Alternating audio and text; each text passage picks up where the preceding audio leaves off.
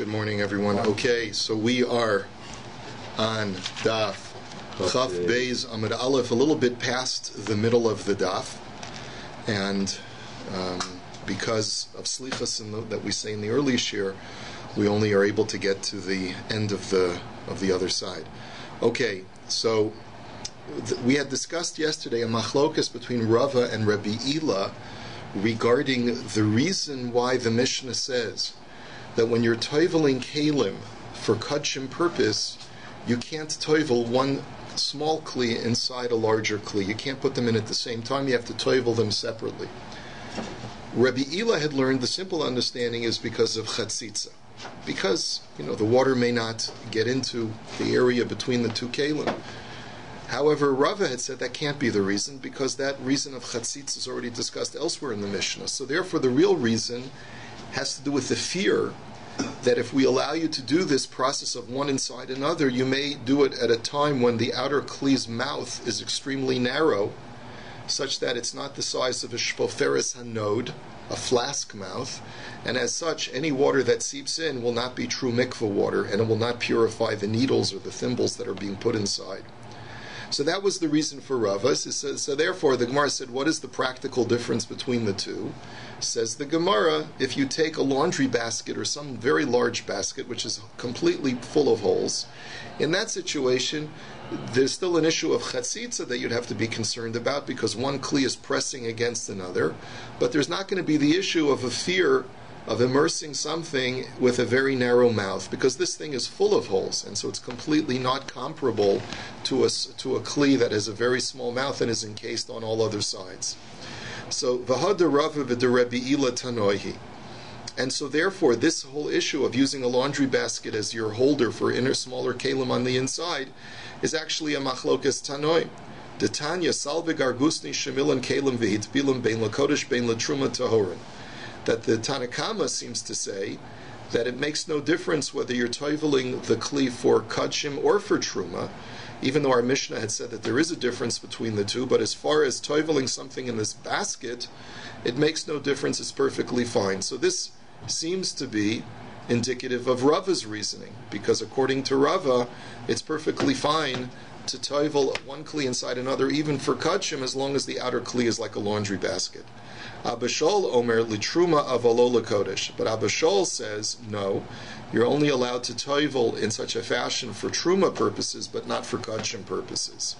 So the Gemara's question now that we see this brises, there's a machlokas now, which is the same machlokas between Rav and Rabbi Ila, because Abishol is basically saying the reason of Rabbi Ila, that no matter what the outer object is, even if it's a completely porous basket, there's still a problem of chatzitza. So the Gemara's question is ihachi truma nami. So the question is, if you're not allowed to toivel it for kudshim purposes, then we should prohibit it for truma purposes if you're concerned about chatzitza. So the Gemara answers laman kamrinan chaverim meidi yadi. Very simple, says the Gemara. Who are we instructing to do this halachic practice of toiveling kalim separately? We're telling people who are chaverim. These are people who are pious, frum individuals who are going to be meticulous in their observance. And therefore, if we tell them that there's a problem of chatzitza, if you do one inside another, so then they'll do one inside another, but they'll be careful to make sure that the inner kli lifts up a little bit from the outer kli to make sure that the water completely encompasses both kalim. So the Gemara says, ihachi kodesh nami.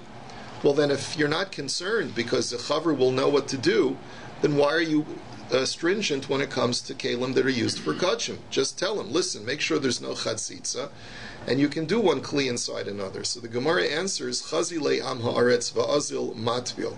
The answer is because we're worried that if an am haaretz, a person who's not meticulous in observance and is not well versed in Jewish law, he'll watch a chaver go ahead and toivel a kli for kudshim purposes, one kli inside another, not realizing that the chaver is very careful to create a separation between the inside kli and the outside kli, and he'll think, oh, I'll just go ahead and toivel one inside another like I saw my friend the chaver doing, and he's not going to be worried about chatzitza, and maybe the kli won't be toiveled properly. 1 second. So the Gemara says, Truma nami chazile am haaretz. va'azil umatbil. Well, if that's the case, then why are we permissive for kelim that are used for truma? If you told me that the whole concern is for Kodshim is that an Amaris is going to look and make a mistake based on what he sees, then we shouldn't allow a chaver to toivel truma kelim in that way either. The Gemara says, Lo mekablinan minayu. It's very simple. When an Am Ha'aretz wants to give his truma to a Kohen, we won't accept it from him, because we'll be suspicious that perhaps he stored the truma in a kli that was not toiveled properly. And that's why we just won't accept truma from him. So the Gemara says, well, if that's the case, kodesh nami lo nakbul minayu. Well, then have the same policy for kodshim. Who cares the way he toivels his kalim? Let's just not accept any kodshim items from him. So if he wants to bring flour from his house for his sacrifices, we won't accept it if they're in his own kalim, because maybe he wasn't toiveling them properly. So the Gemara says, no, you can't do that. Havyulei eva. If we don't accept the Am Ha'aretz's gifts to the temple, he's going to be resentful. He's going to become broigus with us, and it's going to create animosity between Jews. So the Gemara says, Truma nami havyulei eva. Well, if that's your concern, that you have to accept the Am Ha'aretz's gift of Kodshim, why aren't you concerned that you should have to accept his gift of Truma? And that should be the incentive to make sure he toivels his Truma Kalim properly. The Gemara says, Lo ichbaslei, da'az li'yovlei l'koin Am Ha'aretz chavrei. The Gemara says, no, that we're not concerned about, because the Am Ha'aretz's attitude, if he sees that we're reluctant to accept his Truma, the Kohen Chaver, I'm reluctant to accept his Truma, he'll say, fine, don't do me any favors. I have plenty of Kohanim that I can give it to, and he'll give it to a fellow Am Ha'aretz who's a Kohen. So that's not going to create as much animosity. But there's only one Beis HaMikdash. If we don't accept his Kodshim ingredients, and we tell him, no, you gotta buy special, from a special provider, it can't be in your Kli, then it's going to create resentment. So now the Gemara says, so that's basically the difference between why we're machmir for Kodshim Tvila versus Truma Tvila. By Kodshim Tvila, we're not worried about the Chaver. He'll do it properly, whether it's one Kli inside another, whether it's two Kli Kalim separately. But we're worried about the Am Ha'aretz who's going to watch him. If he watches him do one inside another, he's not going to end up toiveling it correctly, and we're going to be stuck because we have to accept his gifts because of resentment. Whereas by Truma, we don't care if he gets the wrong impression, because the worst that'll happen is we won't accept his Truma. What about resentment? There's not so much resentment, because he'll give it. He's always got someone else to give the Truma to. So now the Gemara says, Uman Tana dechayesh la'eva. So now the question is there such a Tana who says that because of resentment we have to accept an Am Ha'aretz's gifts? Yes. That's Rabbi Yossi. The Tanya, Amar Rabbi Yossi, mipnei maha kol ne'emanim al taras yayin v'shemen kol yamos hashana. As Rabbi Yossi taught in the Brisa, why is it that during the entire year we accept gifts of wine and oil for the temple that are in kalim of Am Ha'aretz, Amaratzim, for the entire year? Why do we do that? Even though normally we suspect them of not being meticulous in the laws of Tumah, he said, Kedei shelo yehi kol echad v'echad holechu bana bama la'atzma v'sarf paraduma la'atzma. It's because out of a concern that if we treat them any differently, if we discriminate against the Amaratzim, they'll just say, forget this temple, I'm just going to build my own altar, or I'll make my own paraduma, and we'll have sectarianism rife throughout the land of Israel. Which probably is, by the way, one of the causes as to why there was so much sectarianism right before the Churban, because there was such meticulousness about the laws of Tumah. Amar of Papa, Keman mekablinan ha'idin asahadus me'am ha'aretz, Keman kereb Yossi. So Rav Papa says it's on this basis that because we paskin like Reb Yossi that we have to worry about resentment for Amaratzim, that we accept their testimonies in court. Now, what the parameters of this are, we'd have to examine very carefully, whether it's accepting testimony on capital cases, accepting testimony on financial cases, on Kiddush HaChodesh cases. But the bottom line is that normally we would say that an Am Ha'aretz may be a little bit suspect for his testimony, but yet we don't treat them any differently, and we accept their testimony. So now the Gemara's question is v'neichosh l'she'ela. So now you just told me that it's okay to toivel one kli inside another for truma, because the worst that'll happen is that the Am Ha'aretz, we won't accept his truma because we'll suspect that maybe he didn't toivel his kli properly. He'll give it to a friend who's an Amoritz. But 1 second, we always borrow kalim from Amoratzim, even for truma purposes. Why shouldn't we worry about that? That I, a chaver, will borrow a kli from my friend the Am Haaretz, and he will not have toiveled it properly because of the fact that he sees that chaverim, when they toivel, do kli besoch kli. Why shouldn't we worry about that? Now, how do you know that we borrow kalim from Amoratzim? So the Gemara says ditnan, because I'll show you the following Mishnah. Now, at this point in the Havamina, the Gemara is thinking that it's perfectly fine to borrow a kli from Ha'amaretz without even taking it to the mikveh, which is a pretty crazy idea. Tosfos even acknowledges that it's a pretty crazy Havamina. But that's at least the Gemara's Havamina now. We know we borrow kalim from Amaratzim. And how do I know this? Because it says in the Mishnah, Kli cheres matzil al hakol divrei beis Hillel. Now let's say I've got tumas mace, I've got a piece of corpse on the ground floor of a house, and on the second story there's a skylight that leads from the first story to the second story with a ladder, okay? And on the second story I want to make sure that the contents of the second story will not become tamei. So Beis Hillel say that it's perfectly fine if the person put a shard of pottery to create an obstruction between the first floor and the second floor. The tumah will not travel from the first floor to the second floor, and therefore all of the contents of the second floor are going to be tahor. Beis Shammai omrim eno matzil ela al ochlim ve'al mashkim ve'al klei cheres. And Beis Shammai disagree, and they say no, it only prevents tumah from traveling to the second floor for food and beverages and earthenware vessels that are on the second floor. But for all other items, clothing, metal, glass, utensils, all of those things will become tamei, even with the shard of pottery creating the separation between the first floor and the second floor. So Amru lahem Beis Hillel leBeis Shammai mipnei ma. So Beis Hillel says to Beis Shammai, why? Why doesn't the kli cheres create the blockage?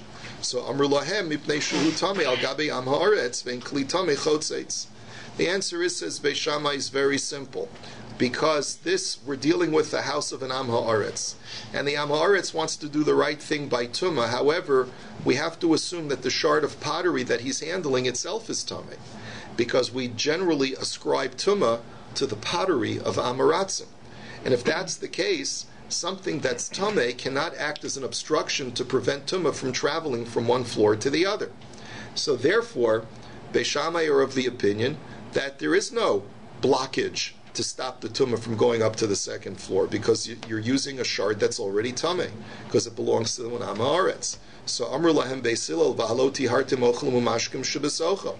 Well, so then Beis Hillel come back with the following challenge. Well, in that case, why did you say that the food and beverages on the second floor are tahor? That nothing should be tahor according to that argument. Amru lahem Beis Shammai kishetiharnu ochlin u'mashkim shebesocho la'atzmu tiharnu. Avol netaheres aklisha taharaso lechav lo? Question mark.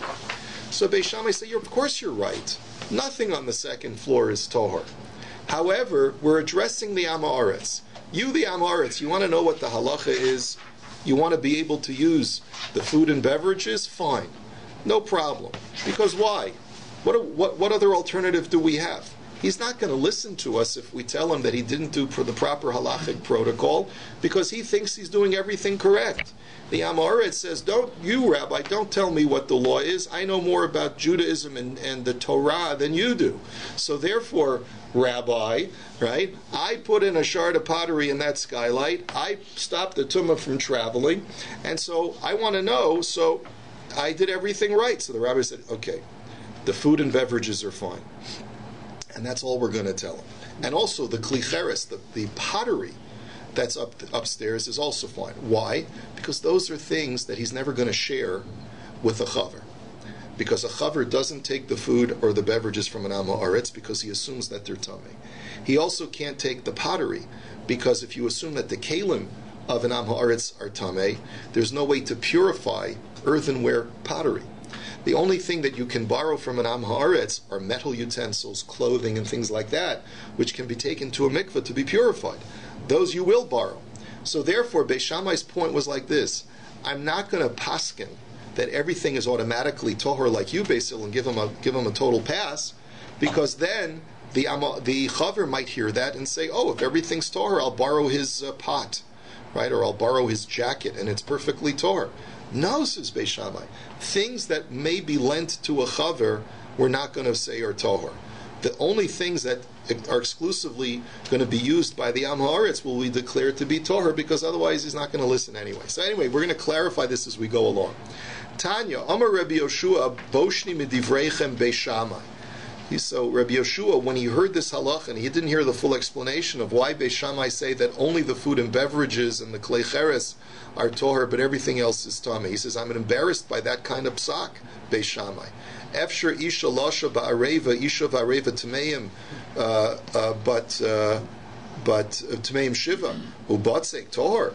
He says, I don't understand. You're telling me that if you have a woman on the second story, and the Am Haaretz puts a shard of pottery in the skylight, are you suggesting that the woman and the metal trough are going to be tameh, or the wooden trough are going to be tameh, but the dough, because it's a food item, is going to be tohor? That doesn't make any sense. So the woman and the trough are tameh, and the dough that's inside the trough is tohor, according to what you're saying, Beis Shammai. And furthermore, lugin molei mashkin, lugin tameh tuma shiva umashke tohorim. If you have a jug that's filled with wine, so according to you, Beis Shammai, the jug is tameh and the wine is tohor. Did you ever hear of anything so ridiculous? So nitfalo talmud echad mitalmidei Beis Shammai.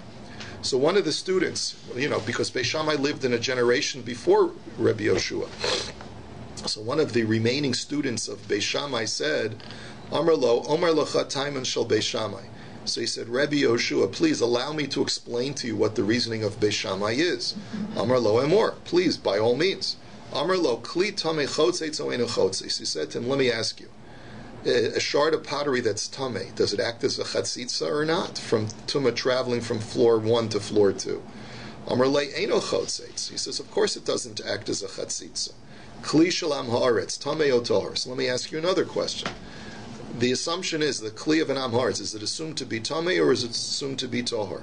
Amar lo tameh. He says, of course it's tameh. So therefore he explains, he says, v'imata omer lo tameh klum mashkiach alecha.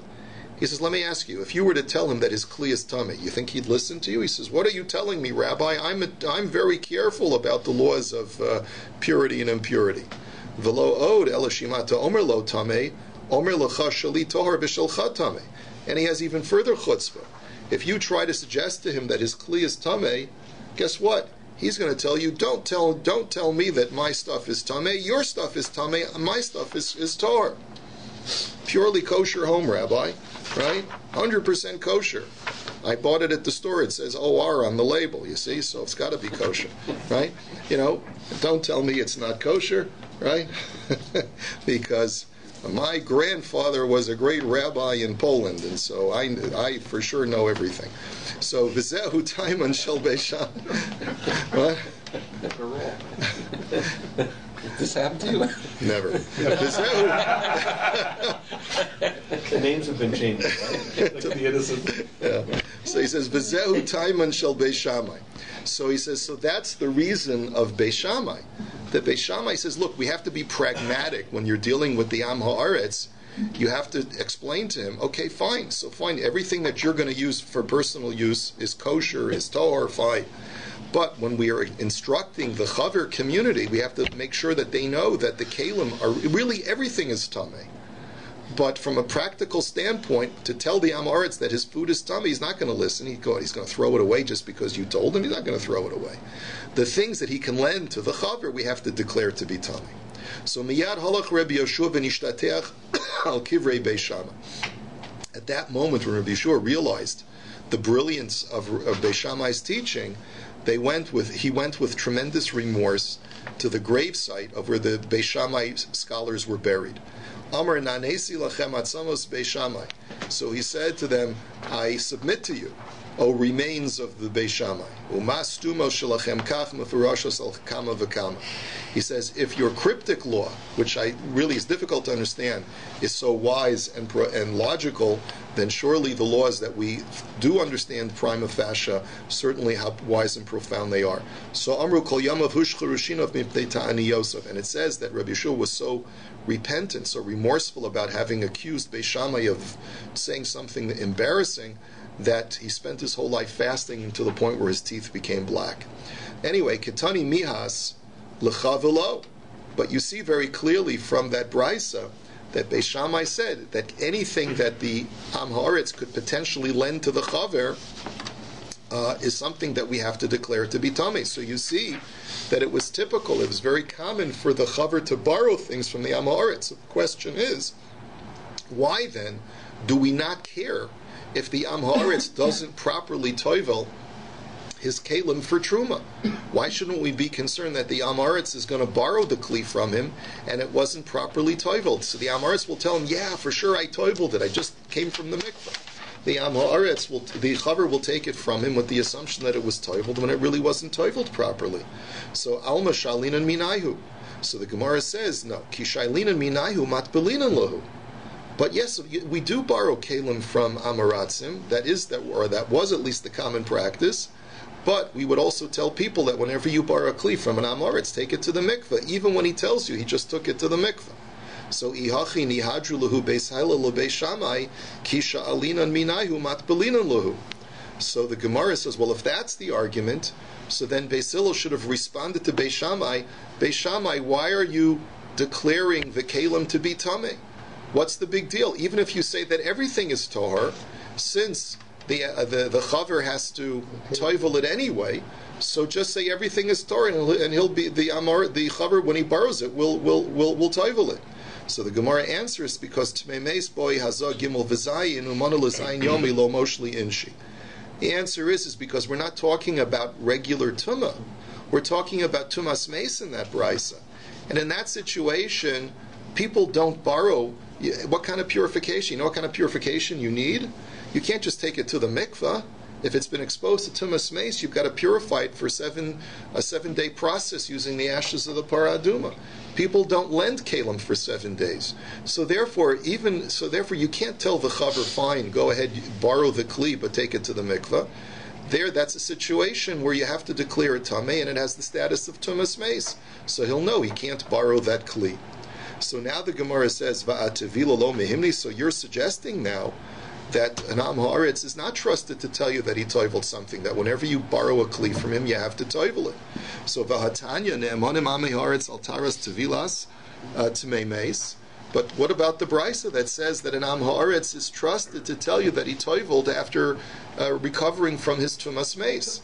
So Amar Abaya lo kasha, ha begufo, ha bekelev. So Abaya says that we trust him when he tells us that he himself went to mikveh, but we don't trust him when he says that he toiveled properly his kalim, because as we just learned, he may not know the proper protocol for toiveling. He may put one kli inside another and have the problem of chatzitza. Rava Amar Idi v'Idi bekela v'lo kasha hada Amar me'olam lo hitbalti kli b'soch kli v'hada Amar hitbalti avalo hitbalti b'kli she'ein b'fiv kishvo feres hanod. Rabbi says, no, that's not the distinction. Really, sometimes we do trust in Am Haaretz, and sometimes we don't trust in Am Haaretz. If he tells us, I toiveled it, and I was careful not to put one kli inside of another, so then we trust him. We trust him because he tells us very honestly that he didn't put one inside the other. Right, so he knows. But what if he tells us the following? He says, you know what, I did put one kli inside of another, but I made sure that the mouth of the outer kli was the size of a shvoferes hanod. So then we can't trust him, because there it requires a greater level of estimation, a greater level of calculation, which an Am Haaretz doesn't have the sophistication for, and that's why we can't trust him that he knows what he's talking about. V'hatanya, that sounds pretty good. And this is the brisa that supports this. Ne'aman Am Haaretz lomar peros lohuchsharu. That an Am Haaretz is trusted if he tells you this produce never came in contact with water, such that it's not susceptible to tumah. That you can believe in, and therefore you can accept the produce with the assumption that it's tahor even from an Am Haaretz. Aval eno ne'eman lomar peros huchsharu lo nitmu. But he's not trusted if he tells you they came in contact with water, so they've been primed for tumah, but I was careful to make sure that nothing tummy came in contact with them, because there, once again, it takes extra supervision to make sure that what he's saying is accurate, that there was no tumah that came in contact with it, and that we don't trust in Am Haaretz to be that meticulous. So if he tells you across the board, I never toiveled one kli inside another, okay, fine. That doesn't take meticulousness in observation. But with something that takes more meticulousness in observation, that he toiveled it one kli inside another, but he made sure that the mouth was the size of a shvoferes anod, or that it never came in contact with the produce, never came in contact with produce, that requires more observation, and that we don't trust that the Am Haaretz has that level of sophistication. So now the Gemara said, going back to that original answer of Abaye, you're telling me that an Am Haaretz is trusted to tell you that he himself toiveled. He's just not trusted to tell you that he toiveled his kalim. Va'agufo mi meheman, since when is an Am Haaretz trusted to say that he toiveled in mikveh? V'hatanya chaver shabalahazos mazin olav miyad. Am Haaretz shabalahazos ein mazin olav ad sheyasa b'fanenu shlishi ushvi. There's a brisa that says that if a chaver says, I need to purify myself from tumas meis, so normally what's the protocol? He's got to go through 7 days of purification. So every day he goes to the mikveh, and then on the third day of his purification process, I think he goes to mikveh every day, maybe I'm mistaken about that, but on the third day of this process of separating from tumah, we sprinkle the waters of the paraduma on him, and then on the seventh day we also sprinkle the waters of the paraduma on him. Now if he tells you, I've been careful for the last 3 days, this is my third day of purification, we believe him. We believe that he didn't expose himself to tumah for the last 3 days. We don't ask any questions. But if an Am Haaretz comes before us and he says, this is my third day that I've been watchful, we don't trust him. We say, you want to be matahir from tumas meis? Stay sequestered together with a chaver so he can supervise that you're not exposing yourself to tumah, and then on the third and seventh day we'll sprinkle the ashes. So you see that we don't trust an Am Haaretz to be watchful and protect his body from tumah unless he's under supervision. So Ela Omer Abaye mitoch chomer sheichmartelav b'techila so ikaltelav b'sofa. Abaye explains, really the protocol is that after you finish the 7 days of purification with the paraduma, you have to go to mikveh. So what all Abaye says that I meant to say is that since we were so stringent upon him to require him to have supervision during the 7 days of purification, we'll give him a break and tell him just to go to mikvah on his own. Only there are we lenient. But to trust him that he's going to take care of tefillah on his own, in other cases, that we won't do. And certainly we're not going to trust him to take care of the paraduma protocol on his own. Let us go on. So now we're going back to the Mishnah. The Mishnah had said that if there are multiple parts to a vessel, there's the inside, there's the outside, there's the handle, and there's an exposure of, let's say, some kind of rabbinically tamei beverage to the outside or to the handle, the inside does not become tamei. But that's only true if the kli is being toveled for truma. If it's being toveled for kachim, we're more stringent and we say whatever part that it touched, the entire kli becomes tamei. That's what we learned in the Mishnah. So, my achurayim. What is the word achurayim, which literally means behind? What does that mean? So, and what does toch mean? Kiditnan kli shenitma achurav b'mashkin achurav temeim tocho ogno azno v'yadav tahorim nitma tocho kulo tamei. So, this is a Mishnah. It just explains the laws of a Mishnah in Kalim just explains the laws of Tumah when it comes to rabbinic Tumah. That if the outside of the Kli was exposed to rabbinically Tamei beverages, then only the outside is Tamei, but the inside and the rim and the handles and the different kinds of handles, all of those are tahor. In other words, we break down the different components of the Kli because we're dealing with rabbinic Tumah. But if the inside is exposed to rabbinic tumah, then all other parts of the kli are tamei. So here too, we're saying that if you're toiveling something for truma purposes, and then it gets exposed to rabbinic tumah, so only the part that is exposed is tamei, but the rest of the kli is tor. Ubeis hatzvita v'chulei. Beis hatzvita was one of those components of the kli that the Mishnah had discussed. My beis hatzvita, what is it? Amar of Yehuda Amar Shmuel Makom Shitzo Vito. It's a handle. It's the place where you grab hold of the kli, sort of like an ear or a handle of the kli. V'chein hu omer vayitzbot lo koli. And so too, when it talks about Boaz giving Ruth some grain, it says that he handed her over parched grain. So you see the word vayitzbot is the place of handing, or where your hand grasps. Rabbi Asi Amar Rabbi Yochanan Makom Shenikiye Hadas Tzovim. Rabbi Yochanan says, no, that's not what it means. It refers to a little receptacle on the side of a kli. And this was typical, and we even have this, let's say, in our, like a vegetable tray. You know what a vegetable tray, where in the center there'll be like a little receptacle for dipping sauce, for dressing or whatever, and you put the carrots and the celery all around. So they used to have that little dipping tray on the side of the kli. So, and very similar to what we do today, they would dip their food in the sauce. So if the tumah, rabbinic tumah, is exposed to that tzvita, that place where you dip, and what's called tzvia, which is to literally dye the carrot. You dye it with salad dressing, right? So that's the place to color it, dye, to dye. So that's literally what it means. Is it's the place of dipping, and since it's considered to be a separate receptacle, if the rabbinic tumah touches that receptacle, the rest of the kli is still tahor as long as it was toivled for truma purposes.